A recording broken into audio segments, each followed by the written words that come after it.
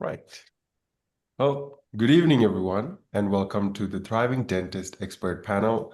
Uh, I'm your host for this session, Dan Adisha, and tonight we are tackling a problem almost every practice feels at some point. The schedule has holes, new patient flows inconsistent, and the first instinct is often we need more marketing. Tonight, we're going to challenge that assumption and build a practical 90-day blueprint for attracting more of the right patients, converting more of the inquiries you already have, and keeping the schedule full without living in constant chase mode. A couple of quick housekeeping notes before we start. We are recording, and you'll receive a replay link in your inbox after the event. You can go ahead and share it with your colleagues and partners. I do encourage to make use of the time here and engage with us during the session itself. Use the Q&A box below for any specific questions you may want the panelists to answer, or you can go ahead and use the chat box for any quick thoughts, reflections, comments. I have my eye on both the feeds and will do my best to weave in your questions and concerns as we go along. We do have a dedicated Ask Me Anything session a bit later in the event. So don't worry, go ahead and ask your questions.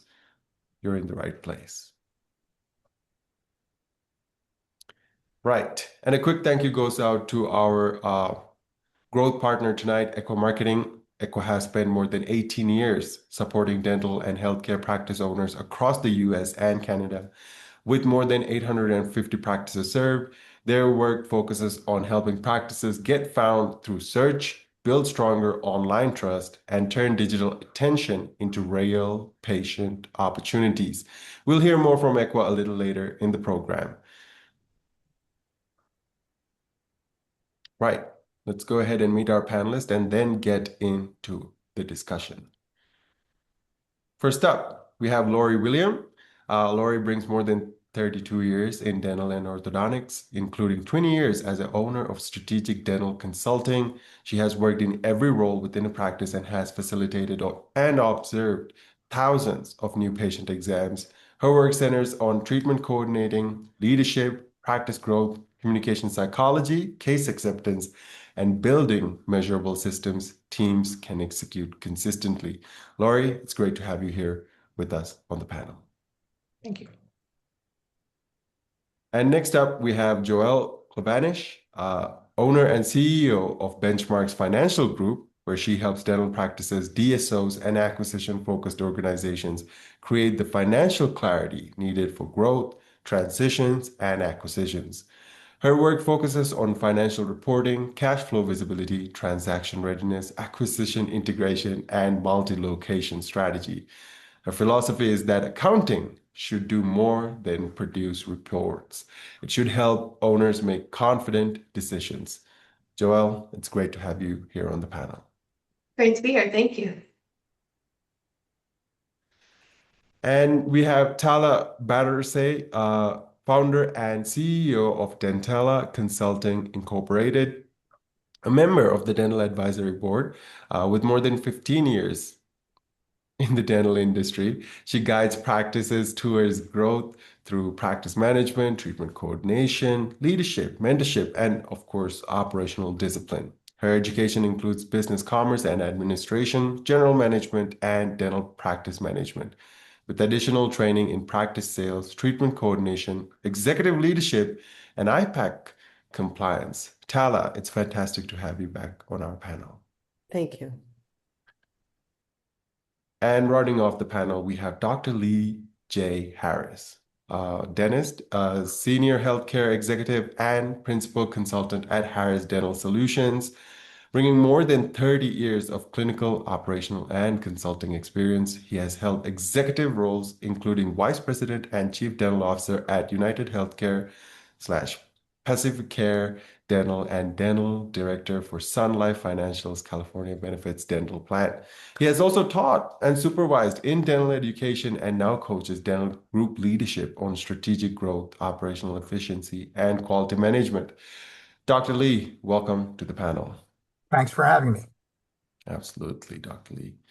All right, I'm going to go ahead and stop sharing the slides here and we'll get into our main discussion.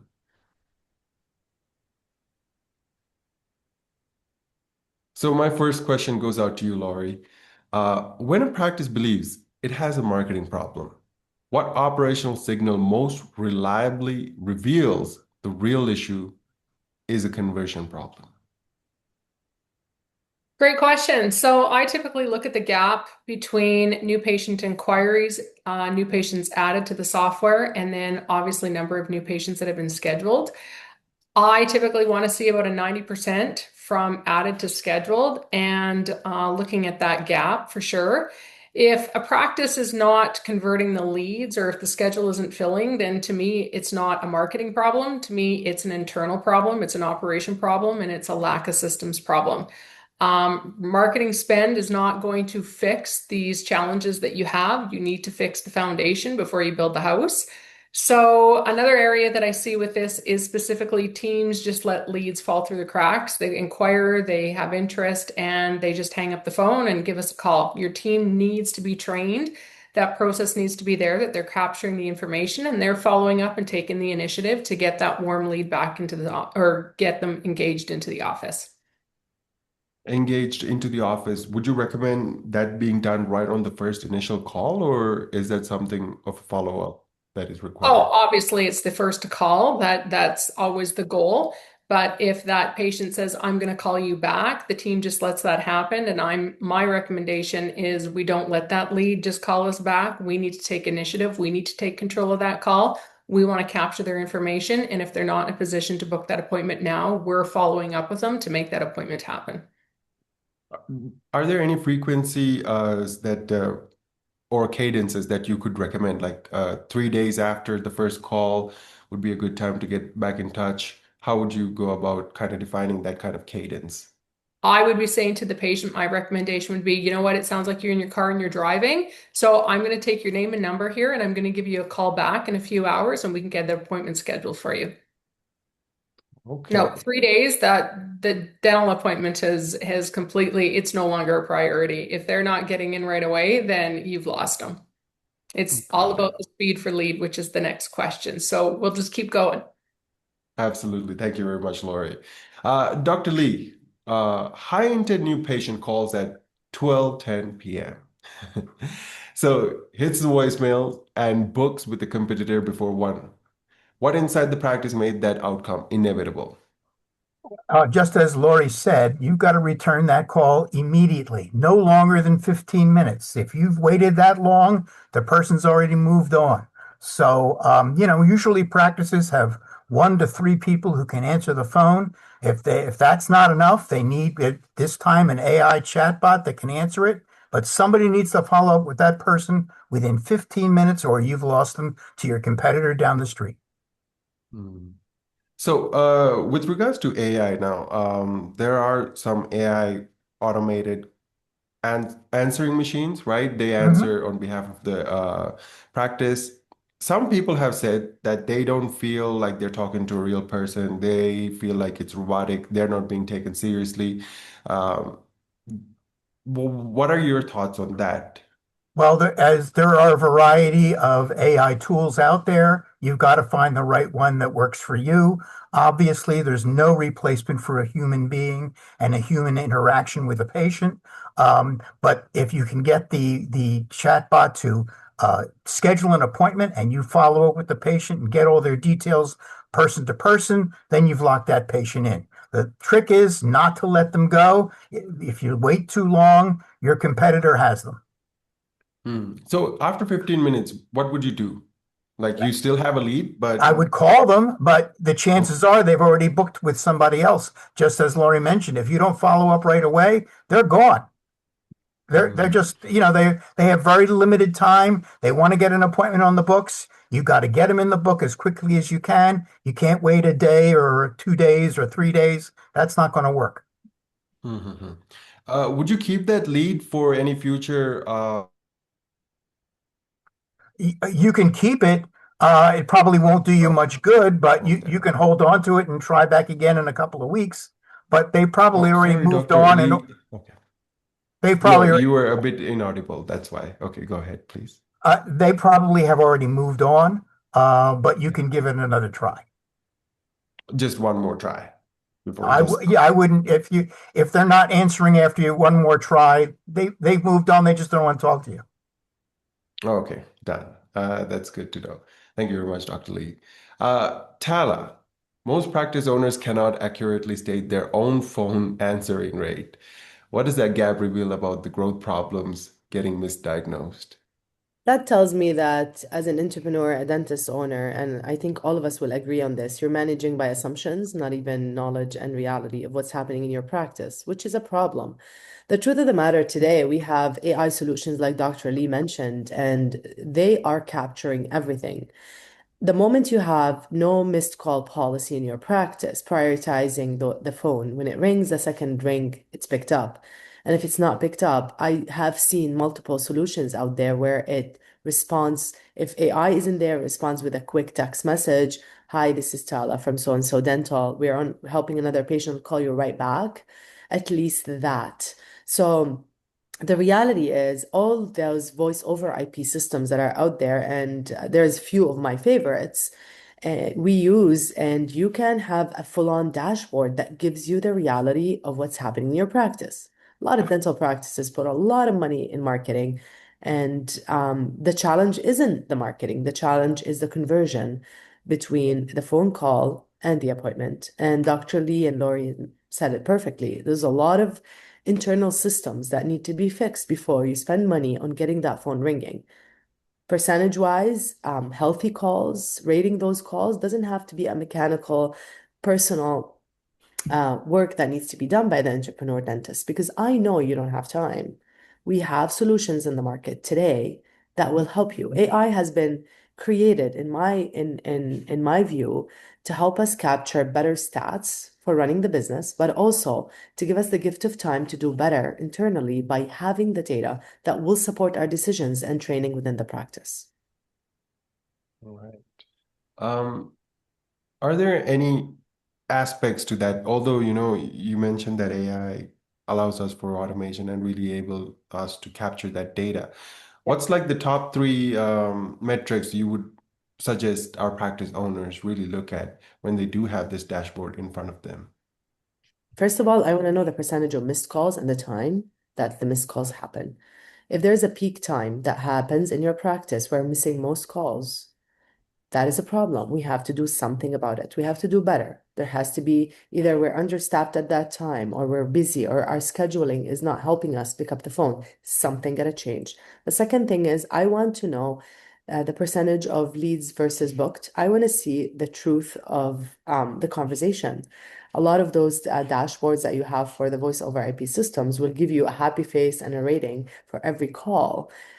You will notice, and we've noticed this, where we are having a challenge. And if I go back to all the leads that were in actually converted, I find an individual that lacks training. And I'm sure Lori's smiling. She sees this all the time because sometimes it's not a lack of system, it's lack of training or an implementation. And you can't find that out unless you look at the conversion rates, success rates, and you have to see the number of missed calls missed and the time.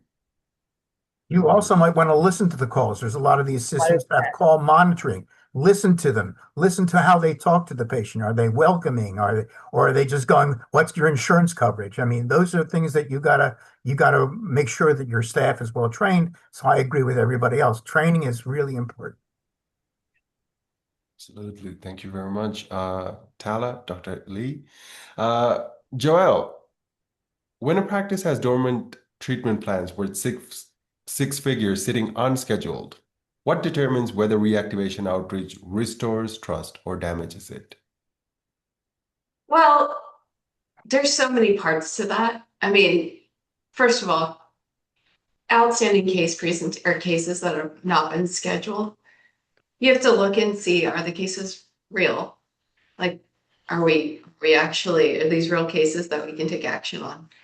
But then who's following up and who's tracking that? Because that is a part of the office that we don't see. That's not necessarily, nobody feels that until you start going through outstanding cases and the doctor's like, well, we're presenting them what's going on with case presentation, who's talking to these people, and like, are our patients being taken care of? Do they feel this is like an urgent need? Or when we're presenting it, are we presenting it money first? And is the person presenting it feeling like this is a lot of money to be asking for from a patient? Do they believe in the treatment plan? Is the doctor presenting it correctly? What does that process look like? So cases that are presented and not accepted, that's a hard number to also report on. It's not an easy number to pull in any of the software that we're using. So it's almost like a manual process to track. So those are something that like proactively needs to happen in the practice, and the doctor needs to push that, or at least says whoever is presenting to watch that, because it's like a hidden gem that you can miss if you're not tracking, which it's a harder number to track. Joel, in your experience looking at all these thousands of P&Ls, when a practice does this part right, what do you notice being different in the numbers? Immediately collections are higher, and you're seeing, well, associate or doctor wages go up, and then revenue is up. And profitability is up because you've already put all of the cost and effort into bringing this patient in and to seeing them and giving them this lovely case presentation, but you're not converting on it. So a lot of the cost is there, but the revenue isn't there. So you see collections go up and you see profitability go up. And isn't that something that is highly motivating for our practice owners Without and any additional dentists? spend. You're there. You're not spending more in marketing. You're just taking the patients that you have and following through all the way. Absolutely. Thank you very much for that, Joel. Lori, a practice uses a low-fee new patient special to fill openings, but many patients take the special and never move forward with the treatment. How do you fill the chair without training patients to shop only on price? Okay, Don. So I don't know what you're reading, but that's not the question that I got on my panel. I think you actually asked Joelle, so I'm just going to call it where it needs to be called. So you need to go back to your Yes, notes, and I'm going to expand on what here we Joelle is are. talking about, because one of the Yes, areas that I focus on when I walk into a practice, probably the first area, aside from missed call opportunities, because I think that's massive, is actually your pending list. So I call those brown bananas. I'm very passionate about it, and I'm writing a book on it right now. So that is the biggest opportunity within all of our practices, are all these patients that have come in, treatment has been recommended, and patients are walking out and they don't have that appointment booked to execute that treatment. So that is absolutely massive, and it's a huge opportunity in every practice. And again, it's all about the systems. And I totally agree with what Joelle said in terms of that's the biggest win, because your team's already there, and now you just need to book them in for the treatment. But I will also say that there are several reports that you can be running, that you can be tracking what pending treatment that you have on the table that you're walking away from. So those systems have to be in place. That is the low-lying fruit in your office. And as I said, that is one of the first places that we start when we work with offices, because you'll start seeing a return on that, on our investment right away. And you spend the time, you reach out to these patients. It does need to be done timely. If you let these bananas sit on the counter too long, we know what happens to a yellow banana when you forget about it for a couple days. So that's exactly the analogy that I use with my teams. Said, nobody wants brown bananas. I mean, fair enough, they may want them for banana bread on occasion, but other than that, they're not doing anything but collecting fruit flies. So what are your brown bananas doing in your office? And it needs to be timely follow-up. Because if you're waiting too long, those people have lost interest, they've gone elsewhere, and the dentist down the street has captured on your inefficiency within your practice. I'd like Lovely. to add on And to Lori. There are systems in most of the PMS Yeah. systems to track this stuff. And if you don't, I install a patient tracking log in every one of my offices, and they know exactly what people were presented, what days, what treatment, and they know how to follow up on them. And I give them a system. It's 2, 2, and 2, 2 days, 2 months. Then it's what you got to follow up. So you give them some time, give them some space. If they say, "Oh, I got to talk to my spouse," or "I got to make some excuse for this or that," But if you don't follow up, you're right. You're giving it to someone else. Yeah.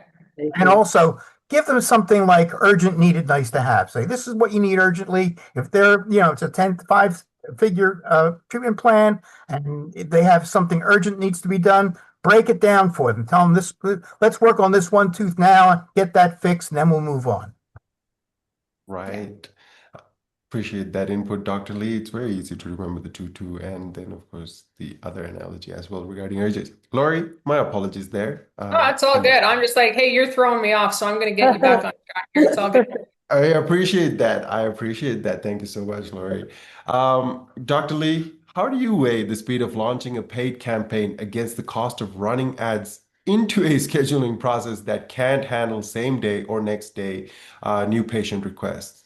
That's a I don't re I don't recommend that they spend anything until their systems can handle emergencies. So an emergency is the lifeblood of a practice. If you can't handle an emergency same day or first thing the next day, you're in real trouble. So I tell my clients to use several different strategies. One, they can leave blocks in their schedule so they can handle one emergency in the morning, one emergency in the afternoon. If that doesn't work for them, they can have a separate column that they can save just for emergencies so that the doctor can fit them into their schedule. Or they can reschedule something that does not so urgent, a crown delivery or something, reschedule that. Bring the patient in for the emergency. There's so many things they can do to bring in that emergent patient. I wouldn't place an ad until they're comfortable. Bringing in new patients and you can't fit an emergency is you're doomed to fail. That's right. Dr. Lee, you have a plethora of experience working with groups, DSOs, right? So I'm curious as to how does this play on when it comes to an organization that is more than one practice? Well, they have to have systems and that they can spread over their organization. It depends on the DSO, but some of them are very organized and they set up the same system in every single one of the practices. And so they have to have a scheduling protocol that they follow, and it should include some of these things to allow emergency patients into the practice. As I said, if you can't handle the emergency, that's the lifeblood of getting new patients into the office, then you're in real trouble. So a Hmm. scheduling protocol, booked by columns, booked by major, minor, recall, whatever system you choose or your consultant wants to choose for them, and every one of them is different, but it has to be some kind of organized and systemic protocol that they've installed.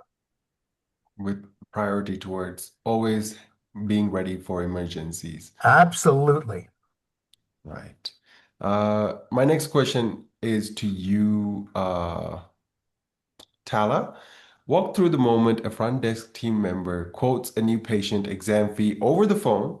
Where does that call most commonly end without a scheduled appointment?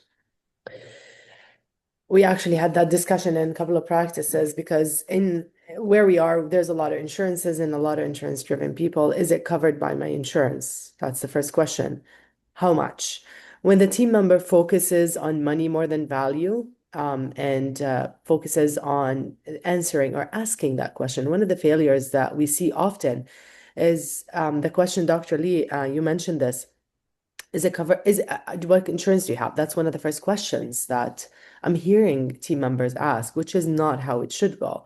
Yes, is it covered by my insurance? John, I would love to help you figure that out. I would like to tell you a little bit more about us because at the end of the day, people pay for what they value, really. I always joke around and say, if I can buy my daughter a Starbucks drink every day and she goes and pays $8 for it, and I buy myself a latte for another 8, and I can't afford a new patient exam, that's not a money problem. That's a value system problem.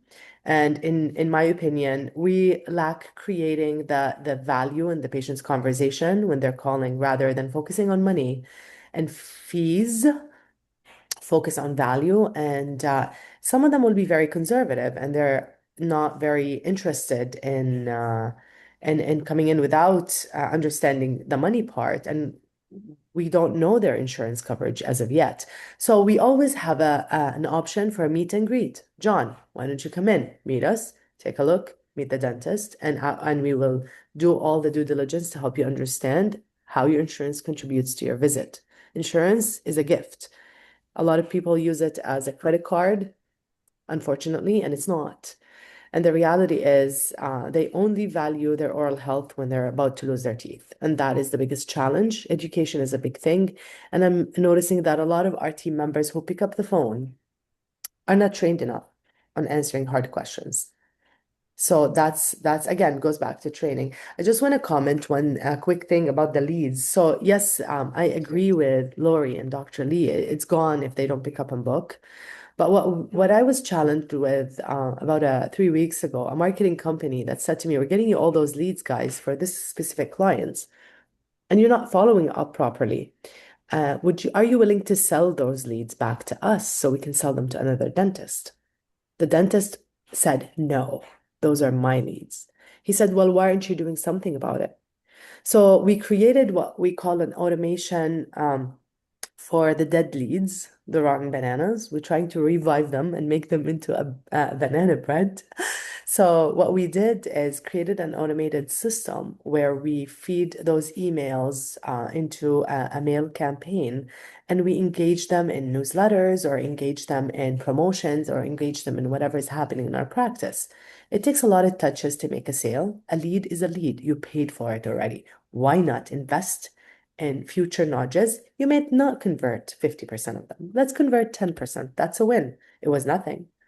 So don't give up, in my opinion, on those leads quickly. Leave them, create a database, send mass announcements, engage them in a newsletter, in a blog, in whatever it is, so they can continue to associate oral health dentistry with your clinic. Because at the end of the day, when I say coffee, you say Starbucks. I hope I like it.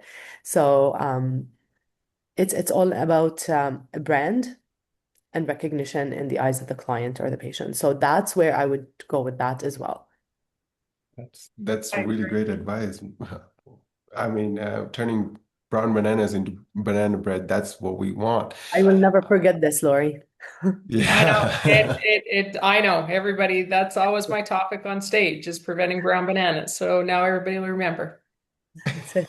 Um, Tala, just one more follow-up there. With regards to when a new patient calls in, right, and our front desk answers that call, what is like an average time that you would recommend for them to really spend, for it to be an efficient call, also valuable, but not overspend that time trying to convince someone who is just not interested? There's a process and there's scenarios that we put in place and we role play with our team members. Number one, I don't want that patient to feel that you're rushed. There's different personalities here you're going to encounter. There's this dominant personality that's going to tell me the brief details, that's all I need, and it's going to be a quick lead conversion for them.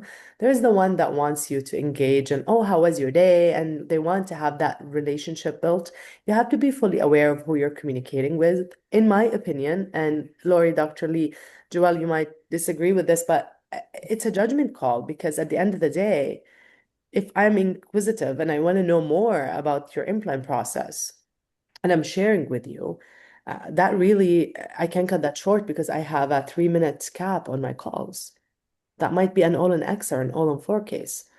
I can't be transferring those calls also, can't be putting them on a quick hold. So my opinion in our practices, we suggest having a new patient ambassador that has the time to communicate and engage with those patients. And they are not at the front line checking in, checking out all the time, especially if you're spending money in campaigns. So I would love to say, I would say 2 minutes, 3 minutes, but that would be very ignorant of me because I've had conversations and I've listened to them where it was 8, 10 minutes and that patient booked for an all-in-X case. Um, we had Invisalign days, and Lori, you're the expert. And when patients call, they're asking you tons of questions. They want to make an informed decision. Time is a very, very pricey commodity today. I am gonna finish this conversation on the phone. If you're worth it, I'll show up. I'm not gonna just show up. Mm. So I don't know. Personally, I don't have a cap. I want them to be Yeah. patient. I want them to answer and be informative. Do not over negotiate because at the end of the day, if you're bargaining on a call for a new patient exam, it's not a good way to start that relationship. Lori, did you have anything to add on to that by any chance? And I totally agree with what Tella's saying in a sense of, you're there to represent the practice, the brand, the doctor, and every personality calling in is different. So to build that trust, you need to be respectful of the person on their end, right? I always allow people, I coach that we want to allow people to make buying decisions the way they want to with following our lead. And that's a delicate dance because, if we have, and you're right, there can be new patient calls that do take 10 minutes, 15 minutes to answer their questions. And if that's the way the call needs to go to get them scheduled into the practice, then we need to respect that. And, what, kudos to that team member for recognizing that on the initial call. Just one thing to add, and I agree with everything that everybody said so far, is that generally there's a hierarchy of front office people. And if the front office people that are in the right in front are checking people in and checking people out and are busy, you can always transfer the call. Be very nice to the patient. Say, I appreciate it. I want to get you all the information. Let me send you to one of our experts. And we send the call to somebody else who can spend 15, 20 minutes after, whatever it takes to get that patient who wants the information about your practice. Don't let them go. They're valuable. Yeah. Yeah.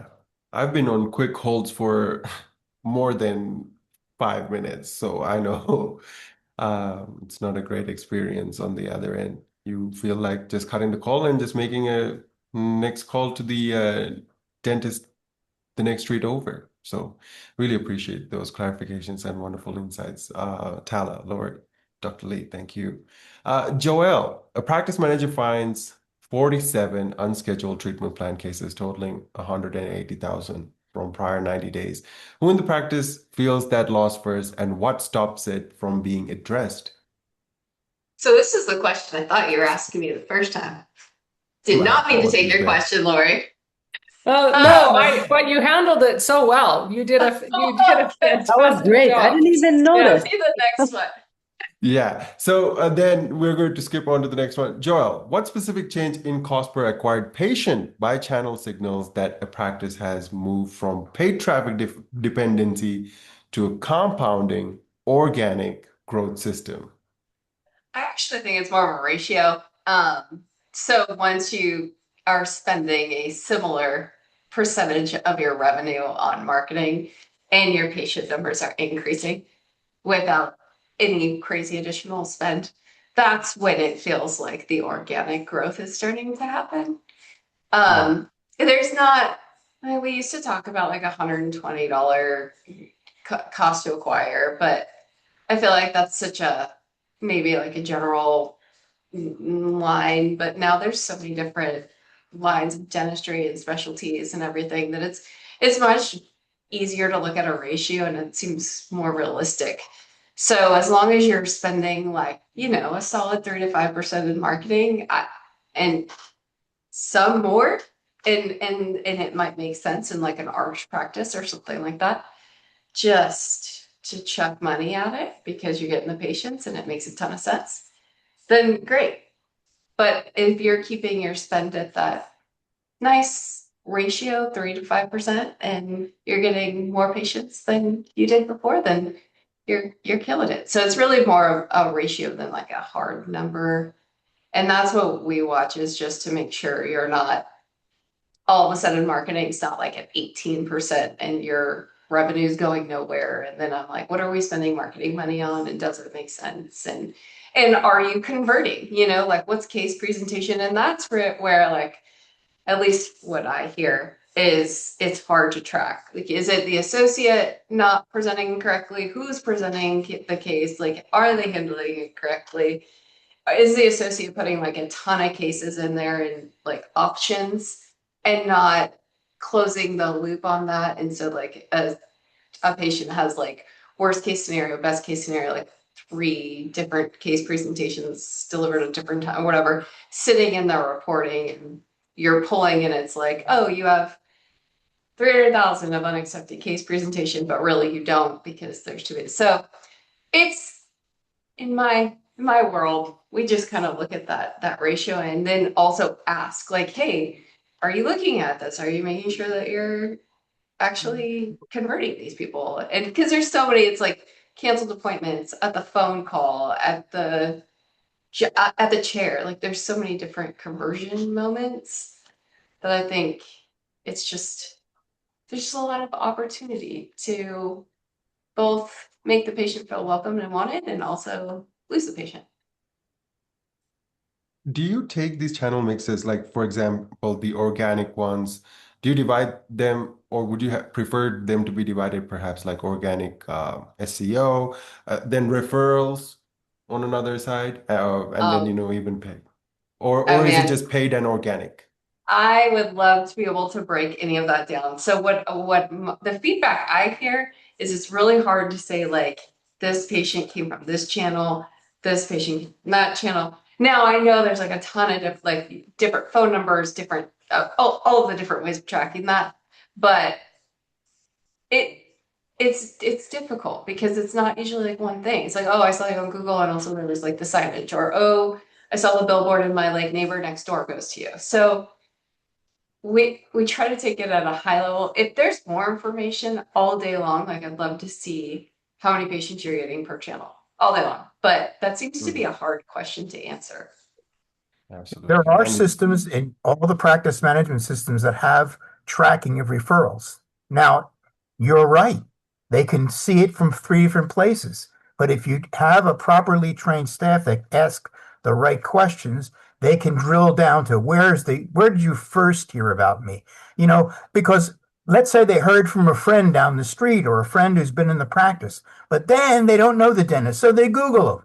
So and then they say, oh, they came from Google, but really they didn't come from Google. They came from the friend who recommended them. So I think it's a well-trained person who's answering that new patient call and trying to get good information from the patient so that we can have accurate information in our system. So when we draw a report from the system, we can be relatively assured that it's somewhat accurate. I'm not saying it's going to be totally accurate all the time, but better than have that than nothing at all.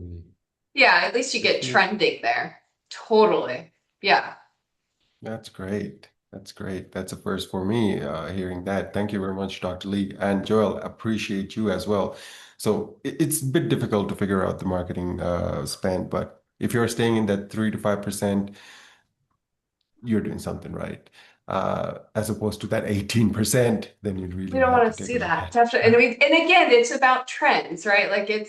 And ensuring that the bookkeeping is right and we're doing all the things and we're tracking it correctly. But looking at it just like a moment in time isn't usually as informative as watching it like over 12 months or some sort of trending pattern, because it's much more of a feel than it is a science. Appreciate that, Joel. We're going to take a quick pause here because I have something really valuable to share with our practice owners in attendance here tonight. Uh,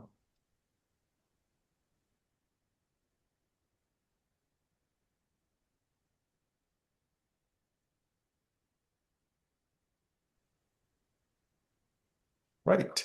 So, according to research that we shared, 73% of Google, or rather patients, use Google when choosing a dentist, and 59 says reviews influence that decision. So when a practice says we need more new patients, the problem might not always be that there aren't enough people looking for care. Sometimes the practice just isn't being found by the right patients. Sometimes those patients find you, but what they see doesn't give them enough confidence to choose you. And sometimes they reach out, but somewhere between the search, phone call, the form, and the schedule, the opportunity gets lost. And the good news is, those are all things you can diagnose and improve. And that leads into a gift Echo Marketing, our growth partner of the Thriving Dentist, has made available for our practice owners joining us tonight. It's called a marketing strategy meeting, usually valued at $900, completely complimentary for you tonight. What's going to happen is it's 1 hour. Equa Senior Marketing Analyst will take a real look at your practice before the call and show you what patients in your market are seeing, where you're showing up, how your online reputation compares, what the patient journey really looks like, and where there may be opportunities that are being lost. So if after going through that analysis, you want to understand how Equa could help execute some of it, they'll explain that too. And that's the whole thing. It's 7 out of 10 people who take one of these meetings are there purely for the information, and that's completely fine. the meeting is designed to be worth the hour either way. So Equa actually built these webinars for their clients first, but because they wanted practice owners to really understand businesses at much deeper level, it worked so well, they opened it up for the whole dental community. Now, for context, Echo has a team of roughly 300 people, been in this for 2 decades. Yeah, the goal is that you leave knowing more about your practice than you did when you walked in. And they're great people to really get that information out of. So if that would be useful, grab a slot while the QR is on the screen. It's just your name, your email, and a time that works for you, as well as your location, if you have a website of your practice. That's the whole ask. Scan the QR code now or click the link in the chat below to go ahead and book your session. It's completely complimentary and it'll be time well spent. I'll just leave this on for 3, 2, 1, and we'll get back into our discussion. Right.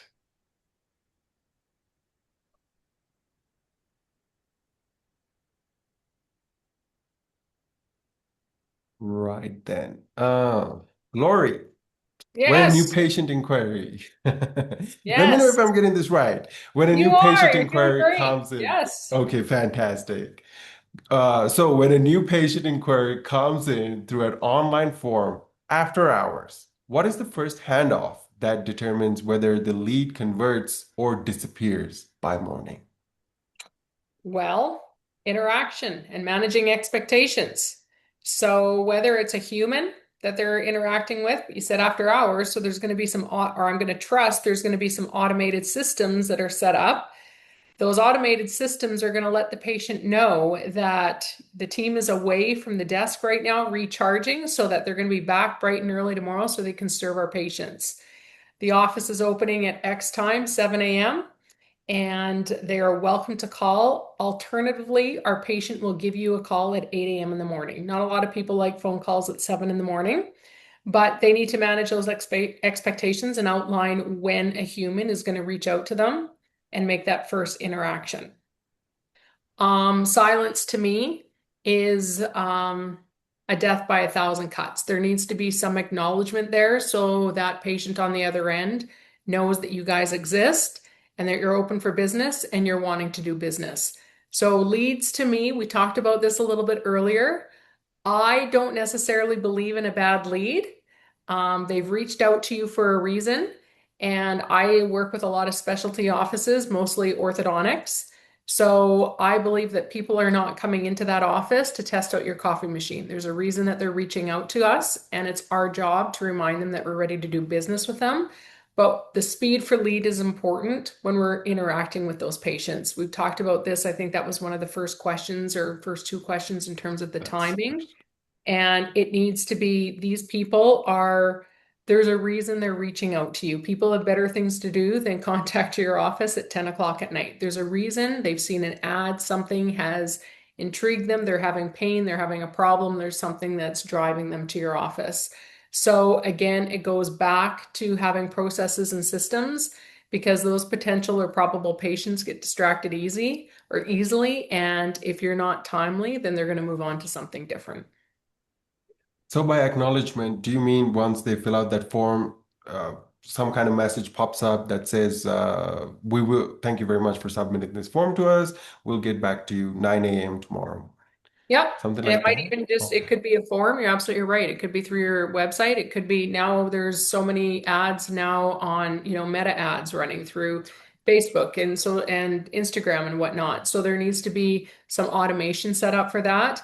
Now with AI and chatbots, there can be a lot of interaction and a lot of dialogue where I've seen some pretty awesome chatbots where I'm not even sure that I know if it's a chatbot or a person on the other end, a live person or a live agent on the other end. So there's a lot of tools at our fingertips now as business owners that can be implementing and get utilized.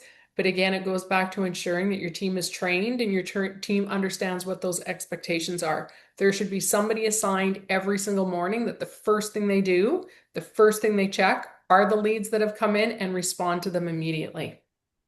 I will add that Lori. These Go AI ahead. chatbots are amazing. They can Yeah. collect a lot of information about what kind of problem they have, what tooth is it, where is it, when did it first come to them, and Lori is absolutely right.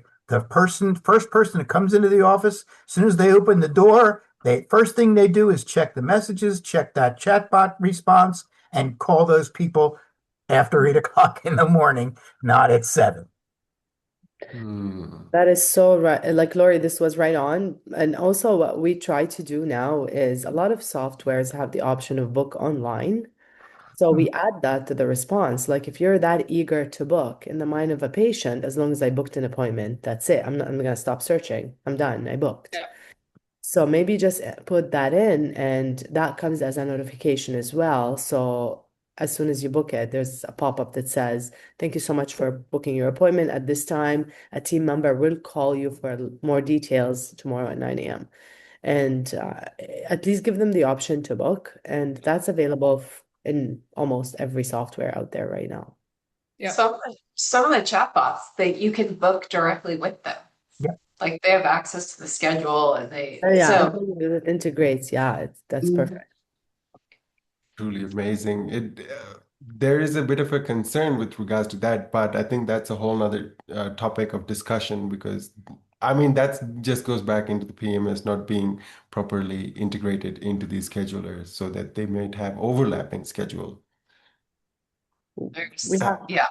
but we do have to set it up properly. So there's always like when we set it up, when help our team set up through either Max Assist or Dentrix or Track or whatever it is, Open Dental, you teach the system where you want to book and you leave specific blocks for it. And you generally don't give more than 30 minutes. So it's an overflow column and it's specific for specific days. So it has to be strategically planned. It can't just be open for all your schedule. No one should see your full schedule. When you're Makes onboarding with one of these AI tools, they Yeah. definitely go through an onboarding process that goes about where do I take these calls? Where do I put them? What days? What times? So yes, there's that process that the AI tool is trained by the practice to book it where they want those patients booked. So I agree with that, Tom. I agree with that. Thank you. Thank you, Tala, for that clarification as well, because yeah, that makes sense.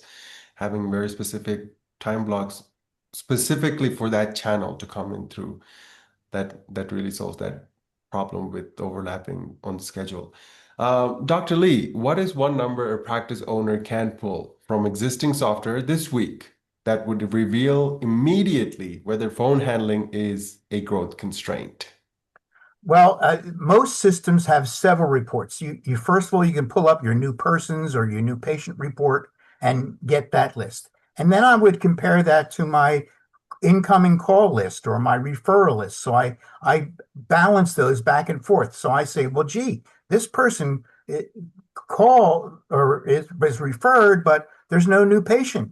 Where are they? So there are systems. Every system is a little bit different, but there are these systems and reports you can pull from these systems to compare lists of who's called, who's scheduled, who isn't scheduled, and the folks at the front office can follow up on those missed or those people that have fallen through the cracks so that we don't lose those leads. Those leads are very valuable, and you want to convert those people into patients that are actually going to visit the practice.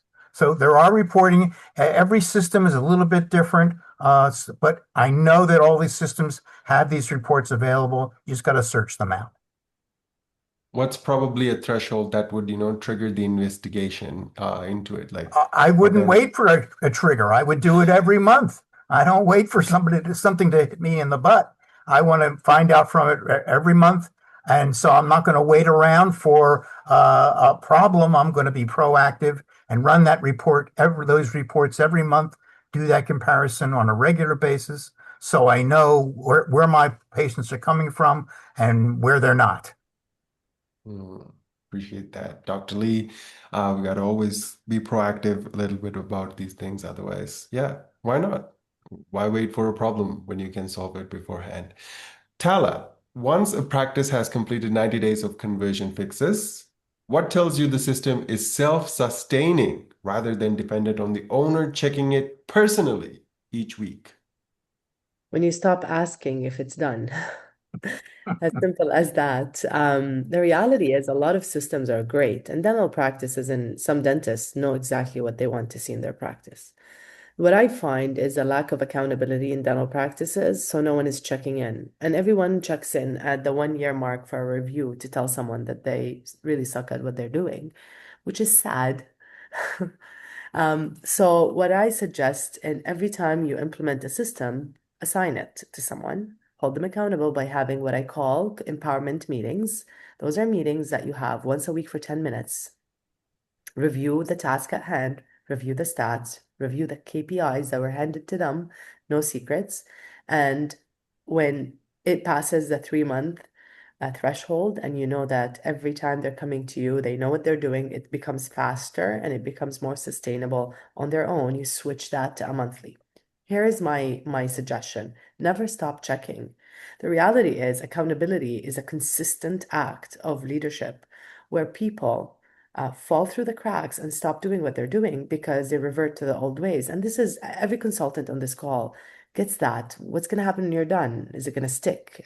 Do I have to latch to your services forever? I don't want that. The reality is, if there's written systems and there's training and there's accountability, systems should stick and the team members should know what's assigned and what's expected. And after 3 months of trying, they say it takes 21 days to create a habit. Maybe more like 90 days, and it depends on your team members. It might take 6 months. Create those touch points of accountability, check-ins, KPIs. It's driven by KPIs, not feelings, because nobody really drives results based on how we feel. We feel different every day. The results have to be measured by numbers. So clarity and consistency and accountability will give you that sustainable system. We'll say When one you more assign, thing. If go the ahead, please, practice Dr. owner Hall. or the consultant or the office manager stops checking, then the people at the front desk or wherever think it's not important anymore. So if Correct. you don't check on it, they're going to let it go.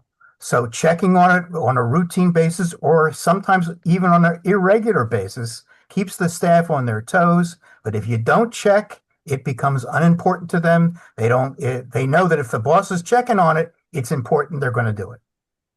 That's right. That's right. I just had a bit of a clarification with the assignment, right? When you are assigning a task to a person, are you giving them it in like written form? Are you emailing it to them? Because when it comes time to hold them accountable for those metrics and the workflows, there are times where, it can get lost in the gaps, right? They can start giving excuses like it's not there on the paper. How do you really assign some kind of task? Like, what's the best way to go about If it? it's not written, it's not true. That's rule number one in business. If you didn't write it down, you never said it. And emailing it is great, but having that one-on-one and showing them exactly the expectation, writing it down. Everyone knows why we do what we do. Everyone knows what to do, but nobody knows how to do it. And that's the missing link in every protocol that I see in dental practices. It's not defined enough for people to stop guessing and improvising every time they do it. So they start inventing the wheel every time. Simplify it, make it easy to follow, and write it down and let them do it in front of you a few times. Listen, we hire intelligent people. I hope that we hire people that we want them to succeed. Just giving them the pathway and explaining it and showing them how to do it. And in my opinion, I want them to feel like I'm not tricking them into a negative kind of accountability. I want to empower them to succeed, and I'll show them the pathway to success, and I will tell them what red flags look like. Because you know what? Creating that leader within that post with that task creates independent, team members. And now the dentist feels better and runs that business like a business at the end of the day. So, yes, you have to write it down. Yes, email it for documentation. Yes, print it and sit down and talk to them if possible. Because at the end of the day, some people are visual, communication styles are different. You can't assume anything. Appreciate that, Tala. So we've now arrived at the last 5 minutes of our program here. I got a couple of questions that I had picked up from our registrants and the community, really. I kind of paraphrased them a little bit just so that it's easy to say live. So one of the questions we got, and this is free for all, so please, if you don't mind, you can put your 2 cents in, no problem. So the first question is, we're in a competitive city and the phone team is already stretched thin. If we suddenly get more leads, how do we keep more marketing from just creating more missed calls and burnout? Tala, would you like to start us off on that by any chance? And again, I go back to this where if you get a lot of leads, which is great, that's a blessing. That's the answer to your prayers, no? That's what we want, preparing for it, monitoring it. Don't wait till it's a crisis to manage it. Prepare an overflow system, and you can see the leads coming in. Especially if you're running a new campaign, your check-ins have to be more frequent. For example, in a client that we are working with right now, we employed a new marketing company and they're running a good $15,000 worth of marketing efforts a month. That's a lot of money to wait a month to see if it's successful or it's failed. So the reality is we would like the team to be accountable on daily basis, how many leads they got, how many cases they closed, how many unanswered emails, calls, or failed to connect. So the reality is gauge it. You can't assume that your team is capable of doing everything that you want them to do without checking in. So create those frequent check-ins, and it depends on the size of your practice. Dr. Lee said it. Sometimes it's 1, 2, 3, or 5 administrative assistants in the practice. So it really depends on your practice too. Mm. If you're getting more leads than Yeah. you have spaces in your schedule, then cut back on the advertising so you can fit them in, or get another location, or do something. But you shouldn't spend money on patients that you can get but don't have any room for. You should Overflowing. be able to get a new patient in within 3 to 5 days tops. If you can't, you Hmm. got a problem. Then you have a lot more leads than you can handle. That's a great benchmark, Dr. Lee. Lori, do you have anything to add on to that by any chance? No, I think these experts yeah, I agree. I mean, nobody's ever going to complain about too many leads. And if you have too many leads, then you know what, if you need to add some people to solve this problem, it sounds like that would be the next step if they're consistent and if they keep on coming. Right. Joel? Yeah, I mean, if you have, first of all, too many leads is okay. It's usually the schedule That's that becomes a amazing. problem, is Exactly. how far out are you scheduled? That usually add an AI bot or something to help with the call volume, I would think, but can you actually see the patients in a timely manner and convert them to somebody in the chair? Because if you're trying to schedule a prophy 12 weeks out, That's not that's going to not work. effective. That's right. Right. Another question, and this one kind of is a bit of a follow-up from like probably the first question we have. Patients tell us they need to think about it and they disappear. How do you follow up without making it feel like we're chasing a sale, Lori? Um, They need to think about it. I always say no is no, or no is not no to me. No is what is the next opportunity. So how can we, you know what? I totally understand. That being said, let's go ahead and put some time in the schedule so that I can follow up with you and answer any questions that you may have. If it's something that you need to discuss with your husband, if he's available, I'd be happy to include him in the conversation and get that next opportunity in the schedule so they know that you're going to circle back on this. Yeah, Yeah. even if you just want to book one thing that's a problem, that you don't have to worry about the whole plan. Just get them in for the one little procedure. Get them in the book. Lori's right. Mhm. Uh, there can be a bit of resistance there, Lori, especially from staff who might feel like they are intruding a little bit on. I'm just playing advocate over here, a bit of, like asking a little bit more than when they say no. How would you go about training such staff members? So my approach on that is I understand where I would get that from, and I train treatment coordinators, financial coordinators all the time. So if the patient's there and you're getting some resistance, I would always start with, you know what, John, it sounds like you have some questions that I haven't answered for you today, and I want to make sure that you're leaving here with all the information that you need so that we can help you and we can get that next appointment booked. So what does that look like? What questions can I answer for you? So that it just opens up the dialogue some more as opposed to a yes, no question for them to be able to say no and get up and leave. I just like to keep that conversation going with the patient so that it gives me a better understanding in terms of where they're at. But at the end of the day, the patient has come in for a reason. We have educated them in terms of what it is that they need. We have prioritized what it is that they need in terms of treatment. It is our job to make sure that they understand what that priority is and how we can help them. And at some point, you need to ask them to get booked. I always coach with my teams. I said, you know what? When you go to a car dealership, you expect someone to talk to you about the car. When you're at a furniture store, you expect someone to talk to you about the couch. When you go to a restaurant, you expect somebody to take your order. It's no different when a patient is walking into your dental practice or your ortho practice. They're expecting you to help them get started with whatever it is that they need to get started with.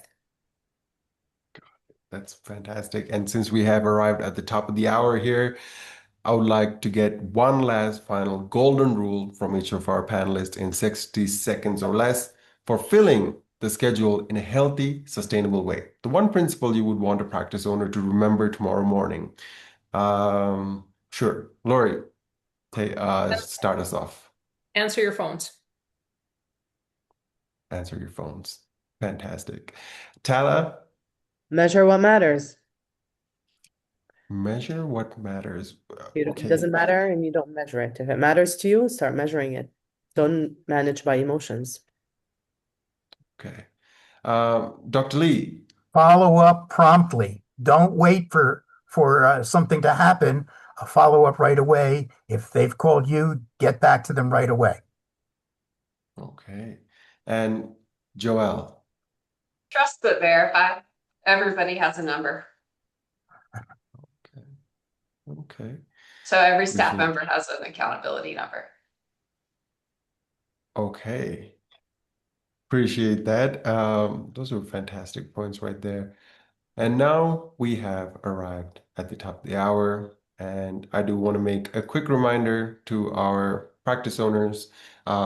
If the ideal patient for you are searching for the offers that you are, yeah. So if the ideal patient of yours are searching in your local area for the treatments that you offer, well, make sure that you're the practice that they find, trust, and choose. Go ahead and book that marketing strategy meeting complimentary with Echo Marketing to figure out where you're at and what steps to take next to ensure your growth is solidified for 2026 and beyond. The link is in the chat one last time. QR code is on the screen.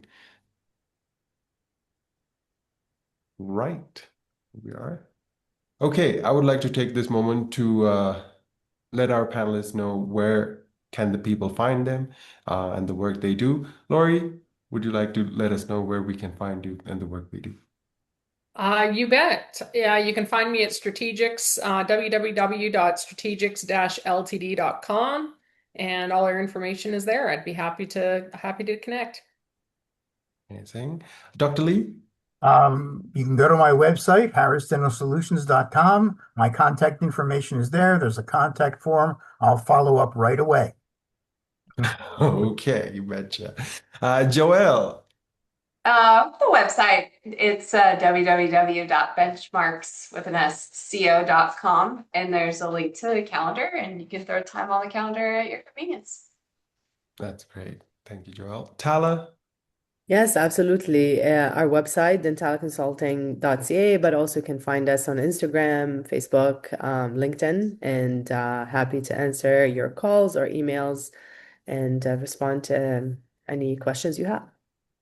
Amazing. Thank you very much to our panelists for spending this hour with us and being so gracious with your experience, insights, and this very wonderful conversation. To our audience members, thank you very much for investing this hour in the success of your practice. As you exit this webinar, a quick pop-up survey will be on your new browser tab. Take a second, well, take a minute to let us know how we did. What can we do better so that next time around, our events will even be more worth it. So, with that being said, it has been my pleasure hosting this event on behalf of the Thriving Dentist. Until next time, Dan Adisha signing off. Take care, everyone. Bye-bye. Bye. Uh, Bye.